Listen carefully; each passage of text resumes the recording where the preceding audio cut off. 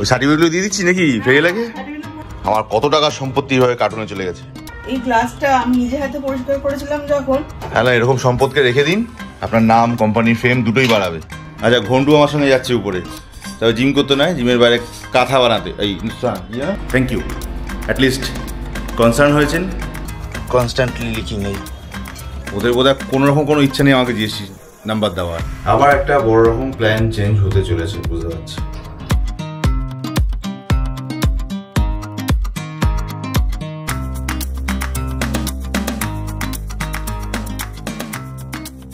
Hey good morning, welcome back to our channel. আজকে Friday 1st of March, আমার countdown কিন্তু শুরু। আচ্ছা, তার আগে বলে নিই, মেয়ের তো ছুটি, বিন্দাস ঘুমোচ্ছে, উঠবে, কিন্তু ওকে প্র্যাকটিস করাতে হবেই ক্যারাটের জন্য। কাতাগুলো প্র্যাকটিস করবে, কারণ 22 তারিখ টার্গেট আছে ওর ব্ল্যাক বেল্টের জন্য পরীক্ষা। আজকে 1 তারিখ থেকে আমরা কিন্তু যুদ্ধ একদম পূর্ণদমে একটা চেষ্টা করব। বাই 14th যদি এদিকে কাজ কমপ্লিট না করতে পারি, তাহলে কিন্তু 1 মাসে ডিলে হয়ে যাবে আবার ফার্দার। কীভাবে কি ম্যানেজ করবো, বাট সব থেকে উপরে যেটা দাঁড়িয়ে আছে রেডি করার জন্য, সেটা হচ্ছে GST factor. Without GST disbursement possible নয়, বিলিং পসিবল নয়। মেশিন ডিসাইডেশনটা আজকে ফাইনাল করব। এখনো পর্যন্ত মেশিনটা আমি ডিসাইড করিনি কোনটা থেকে কোনটা যাব। একবার মনে হচ্ছে এইটা করি, একবার মনে হচ্ছে ওইটা করি। চলো, লেগে তো পড়ি। মাঝখানে 14টা দিনই টাইম, পুরো 2 সপ্তাহ। কালকে অবধি কনফিউশন ছিল উপরে না নিচে, সেটা ক্লিয়ার করে ফেলেছি। ক্লিয়ার করে আলটিমেটলি ঠিক করলাম যে নিচেই বসাবো, কোনো কনফিউশন নেই। হ্যাঁ, আসলে কি ক্যামেরা নিয়ে কি ব্যাপার ওগুলো? চৈত্র মাসের সেল ক্লিয়ারিং হচ্ছে নাকি? ওই সার্টিফিকেটগুলো দিয়ে দিচ্ছি নাকি ফেরে লাগে? দেখেছিস?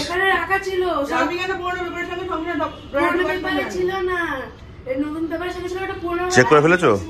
চেক করে সব দিয়েছো তো? বোঝো কাণ্ড। 10:30 বাজে, এরা দুজনে মিলে, মামা মিলে এসব যুদ্ধ করছে। চৈত্র সেলের ক্লিয়ারিং বার করছে সব, ঠিক আছে? ডাই করেছে, দেখো। হে ভগবান, আমার কত টাকার সম্পত্তি এইভাবে কার্টুনে চলে গেছে। হ্যাঁ, কত টাকা, কোটি টাকার সম্পত্তি আছে না? কার্টুনে মিশে গেছে নাকি? এই গ্লাসটা আমি নিজে হাতে পরিষ্কার করেছিলাম যখন, এর থেকে চকচক করছিল। হ্যাঁ, তাই তো করবে তো। উল্টে সাদা দাগ হয়ে গেছে। সাদা হয়ে গেছে মানে সাবানটা এটা হয়েছে, কিন্তু এটা সাবানটা ক্লিয়ার হয়নি, উল্টে ড্রাই হয়ে সাবানটা জমে গিয়ে সাদা হয়ে গেছে। ডিসগাস্টিং। মানে ঠিক যে কারণে দেওয়া হয়েছিল সেটাই 2 মাস পরে ঘুরিয়ে ছড়িয়ে আমাদের মাঝখানে 11,000 টাকা চুনা দিয়ে হেরান করে পরেশান করে আলটিমেটলি ফেরত দিয়ে দিল, এই তো। ওদের নাকি ফুল চেক করা হয়ে গেছে, ফুল দেখা হয়ে গেছে, বড় বড় ইঞ্জিনিয়াররা এর পিছনে কাজ করেছে। হ্যাঁ, কি হাস্যকর ব্যাপার। হ্যাঁ, আমি তো লিখে দিয়েছি, হ্যাঁ, এরকম সম্পদকে রেখে দিন, আপনার ইঞ্জিনিয়ারদের আপনার নাম কোম্পানির ফেম দুটোই বাড়াবে, গ্যারান্টি। ঠিক, চলো, পুরো 12টা বাজে, যাবো একটুখানি জিমে। বাইরে বোধহয় ফেরিওয়ালাগুলোকে ডেকেছে, মানে ফেরিওয়ালাকে ডেকেছে রিমা।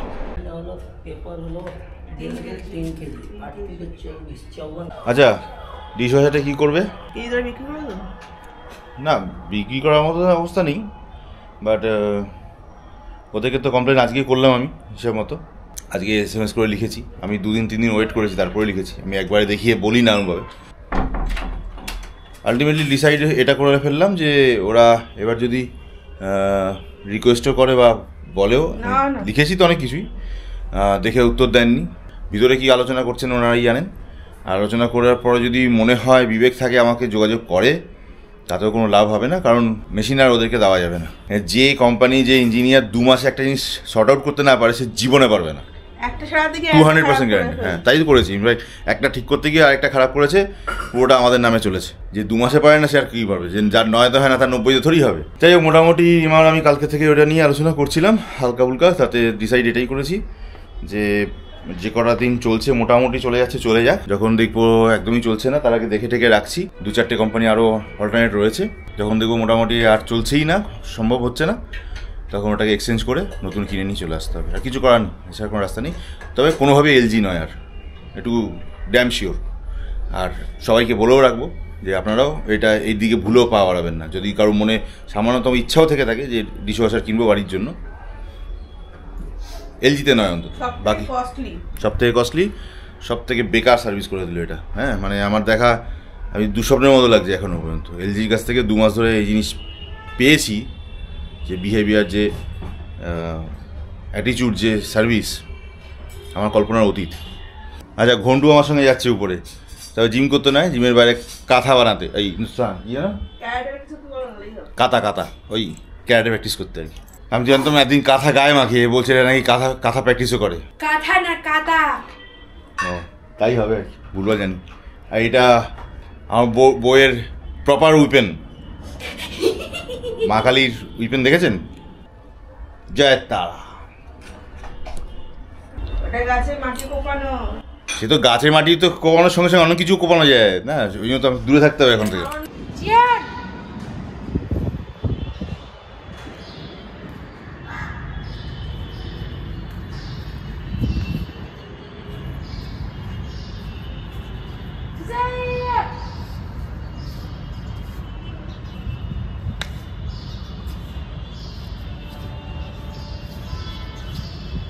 মেয়ে বাইরে কাঁথা প্র্যাকটিস করছে আর আমি এখানে জিমে।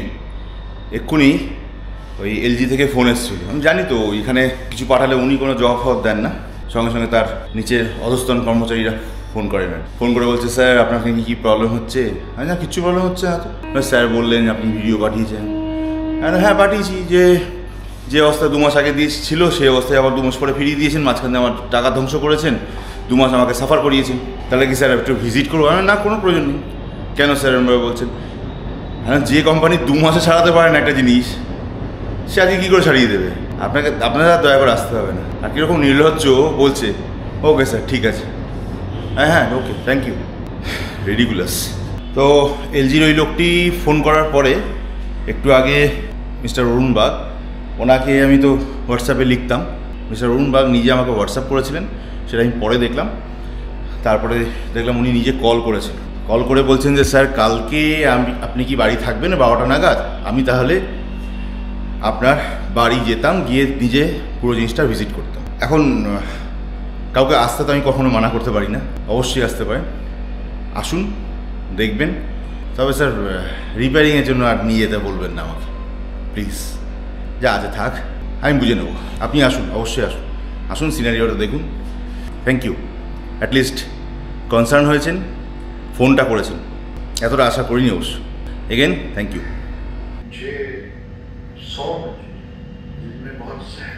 চলো 1:50 বেরোই। এই নেমে এসছি নিচে, এখনো সরো। জানি, জল দেখা যাচ্ছে, পরিষ্কার দেখা যাচ্ছে, এখনো জল বেরোচ্ছে, কনস্ট্যান্টলি লিকিং, এই জল এখনো বেরোচ্ছে, কনস্ট্যান্ট বেরোচ্ছে এখন, আজকেও। সেটা ওরা বুঝবে। ওদের ইঞ্জিনিয়ার ফোন করেছিল, আমি বলে দিয়েছি যে আসতে হবে না, প্রয়োজন নেই। তো স্যার একবার গিয়ে দেখতে হবে না, কিছু দেখতে হবে না, অনেক করেছেন। যে 2 মাসে ঠিক করতে পারেনি সে আর কোনোদিন ঠিক করতে পারবে না, অতএব দয়া করে আসতে হবে না, ছেড়ে দিন। তো 5-7 মিনিট পরেই যাকে আমি হোয়াটসঅ্যাপ করি, অরুণ বাগ মিস্টার, উনি তো ভিডিও দেখেছে, তাকে কল করেছেন, স্যার কালকে আপনার বাড়ি একটু যদি 12টা নাগাদ যাই, আপনি কি থাকবেন? আরে হ্যাঁ আসুন, সে অসুবিধা নেই, আসতে ওয়েলকাম, কোনো অসুবিধা নেই, কিন্তু মেশিন যদি নিয়ে যাওয়ার কোনো কথা বলে প্রসঙ্গই নেই। রামদাকে ফোন করেছিলাম, রামদা বোধহয় আজকে এসে উঠতে পারবে না। রামদা মানে হচ্ছেন যিনি লাস্টে আমাকে মেজানিং ফ্লোর বানাবার জন্য এস্টিমেট দিয়েছিলেন, তো উনি আজকে আসতে পারবেন না। বাট প্রথম আমাকে এক ভদ্রলোক দিয়েছিলেন, দাদার নাম আমি ভুলে যাচ্ছি, ফোনে দেখে ফোন করেছিলাম ওনাকে, তো ওনাকে বলাতে উনি বললেন আমি ঠিক 3টে নাগাদ আসতে পারবো স্যার, আমি 3:30-র মধ্যে বারাসাত যাবো, ট্রেন ধরবো।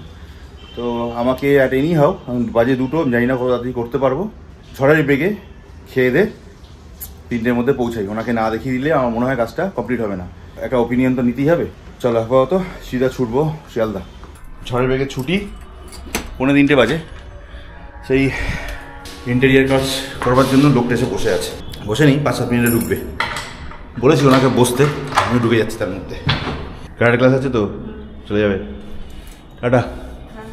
3:15-র মধ্যে চলে এসেছি এখানে। হ্যাঁ, তো ওই দাদা এসছে, ওনার সাথে কথাবার্তাটাও হচ্ছে, মাপঝোপটা নেবেন, দেখি কী এস্টিমেট দেয়, কতদিনে করবে, কী বৃত্তান্ত, আদৌ সম্ভব হবে কিনা ওনার সাথে।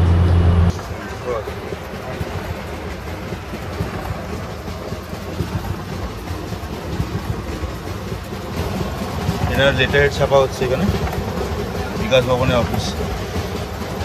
ভাববেন না সরকারি কাজ করি, বাট ঘটনা হচ্ছে এগুলো করতে হয় কিন্তু ওয়ার্ক অর্ডারের বেসিসে। উইদাউট ওয়ার্ক অর্ডার আমরা এগুলো করি না জেনারেলি। ফ্রডও হতে পারে না, আর ফ্রড হলে কী হবে, জেনারেলি 2, 5, 10টা হবে, লং টার্মে হবে না। এখানে 2000 কপি বেরোচ্ছে, এই বারবার এটা উঠে যাচ্ছে, না আটকে দেবে। 2000 লেটার হেড হচ্ছে।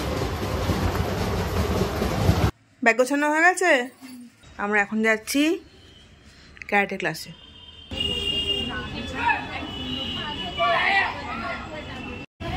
হলো ক্লাস? টলতে টলতে আসছিস কেন ভাই? 9:15 বাজে, গোটা টিম মানে ছুটি বাদে। দুপুর থেকে আসার পর থেকে ওই ভদ্রলোকের সঙ্গে কথা যা হচ্ছিলো ম্যাজেনাইনটাকে বাড়ানোর জন্য, সিরিয়াস ইস্যু হয়ে গেল এখন। সিরিয়াস মানে সিরিয়াস ইস্যু হয়ে গেছে, কিছুতেই টাইম আর ম্যানেজ হচ্ছে না। উনি এসেছিলেন, পরে আরও একজন এসেছিল যাকে ফুল ম্যাজেনাইনটা করবার জন্য ডেকেছিলাম, তাকেও বলা হলো।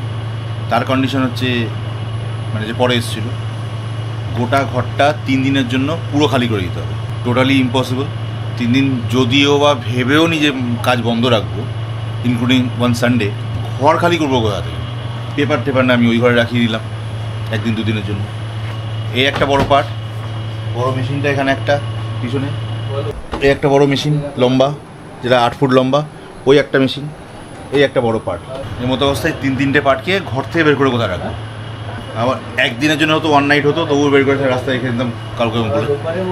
9:10 বেজে গেল, সুদীপ্ত এসেছিলো, তার আগে দেবাশিসদাও এসেছিলো। ভাই এখনও মিটিংয়ের সেশন চলছে, আমার এদিকে মাথা খারাপ হয়ে যাচ্ছে যে জিএসটি আজকে এখনও পর্যন্ত 9:10 বাজে কোনো রিপোর্ট নেই, কোনো নামগন্ধ পর্যন্ত নেই। ওদের বোধহয় কোনো রকম কোনো ইচ্ছা নেই আমাকে জিএসটি নাম্বার দেওয়ার, ট্যাক্স নেবেই না ঠিক করে গেছে মনে হচ্ছে। এক তো এই, তার মধ্যে যারা এসেছিলো বললাম তারা কেউই 10-12 দিনের আগে টাইম দিতে পারছে না। এদিকে আমার কাছে 12 দিনের টাইম হিসাব করলে কোনোভাবে আমি এই মাসে মানে 14 তারিখের মধ্যে কোনোভাবেই মেশিন ঢোকানোর কোনো প্ল্যান করতে পারবো না, সে যার কাছ থেকে নিই, যে মেশিনই নিই। সমস্যার শেষ হচ্ছে না রে বাবা। এটা একটা নতুন প্রবলেম তৈরি হলো, নতুন হার্ডেল, এটাকে ওভারকাম করাটা খুব টাফ। সিরিয়াসলি বুঝতে পারছি না কী করবো। আর না হলে সেই 1 বৈশাখের পর একটা মাস পুরো হেল্ডাপ হয়ে যাবে ব্যাপারটা। কী করবো বুঝতে পারছি না। জিএসটি নাম্বারটাও আসেনি, স্যাংশনটাও করাতে পারছি না। তবে মনে হচ্ছে সব দিক থেকে 1 বৈশাখ অবধি ওয়েট করে গেলেই বেশি ভালো হবে। সেক্ষেত্রে ব্যাংকের অপশনও আমার বেটার হবে একটা। জিএসটি নাম্বারটাও আই থিঙ্ক তার মধ্যে চলে আসা উচিত, আর এই জায়গাটাকেও সেইভাবে রিকভারি করে নিতে পারবো। জানি না, মাথা আসছে না কিছু। মানে একরকম প্ল্যান করে আস্তে আস্তে হঠাৎ করে যদি সেটাকে পুরো রিভার্স প্ল্যান করতে হয়, মাথা মাথা কাজ করা বন্ধ করে দেয়। চলো বাড়ি যাই, এই মাসে তো একটু আলোচনা করি, দেখি। 10:20 বাজে মাত্র বাড়ি ঢুকলাম। গোটা রাস্তাটায় আস্তে আস্তে খালি ভাবছিলাম আবার একটা বড় রকম প্ল্যান চেঞ্জ হতে চলেছে, বুঝতে পারছি তো। আনপ্রেডিক্টেবল হয়ে যাচ্ছে না পুরো ব্যাপারটা। আবার এই 10:20 বাজে, কি খাওয়াবে এখন আবার? খিদে পেয়েছে বললে ডোগলা খাই দেবে বললে তো হাত নোংরা। হাত পা ধুতে দিতে পারবো না, কালো ভালো হয়ে আছে। দাও তাই খাই। নানু খাইছো? ও খায় না, ওর হালুয়া টাইট হয়ে গেছে। এমন দূর করিয়েছে? 8টার পরে পর্যন্ত ক্লাস করিয়েছে। এ বাবা, ক্লাস না প্র্যাকটিস করতে ধরে দিয়েছে, কাদা প্র্যাকটিস করো। ওলে বাবালে, 12টা বেজে গেছি গো। তোমার তো সে কবে বেজে গেছে 12টা। আজকে আবার আর মাছের ঝোল, দুপুরে তো দেখাতেও পারিনি, দৌড় দিয়েছি এমন। গন্ডগোল গন্ডগোল গন্ডগোল। কাল হচ্ছে শনিবার, কালকে এলজি ডিশওয়াশার থেকে সেই যে সুপিরিয়ার, তো উনি আসছেন, মিস্টার অরুণ বাগ। 12টা নাগাদ ওনার আসার কথা। উনি এসে কি সলভ করেন সেটা দেখবো, বাট মেশিন নিয়ে কিন্তু দেবো না কিন্তু। এদিকে আমি আমার সমস্ত প্ল্যান আপাতত ধামাচাপা দিয়ে দিলাম, ফুল ধামাচাপা। কারণ জিএসটি এখনও আসেনি, আজকে শুক্রবার, আগামী শনিবার রোববার তো কল্পনাও করা যায় না। সোম মঙ্গলবার দিন যদি এসেও যায় ভুল করে, যদি ভুল করে এসে যায়, সেক্ষেত্রেও আমার এই 7-8 দিনের মধ্যে পুরো ব্যবস্থা করে ওঠা অসম্ভব। অতএব যা হবে নতুন বাংলা বর্ষের পরে ভাববো। ততদিন ঘুম, ততদিন একটা বন্ধু জোগাড় করি যদি না আসে জিএসটিটা। চলো, আজকে প্ল্যানিং তো অনেক কিছুই ছিল, মাপজোক অনেক কিছু করে নিয়ে গেছে, বাট ওই সব ওই মাপের পর্যায়েই থাকুক। জিএসটি যতদিন আসছে আর কোনো কাজ করবো না, সব বন্ধ, টোটাল ক্লোজ। এদিকে দেখি কালকে ডিশওয়াশারটা কী করে, আর একটা হালকা প্ল্যানিং মাথায় ঘুরঘুর করছে, দেখা যাক ওটা কালকে এক্সিকিউট করতে পারি কি না। বাকি চলো কাল দেখা হবে, নতুন দিন, নতুন চ্যালেঞ্জ, নতুন একটা ব্র্যান্ড নিউ ব্লগে। টিল দেন ভালো থাকো, সঙ্গে থাকো, দেখতে থাকো। Tata, bye bye, good night. Good night বলবেন। আমার এমনি গুড নাইট। ও তো এমনি গুড নাইট, কখন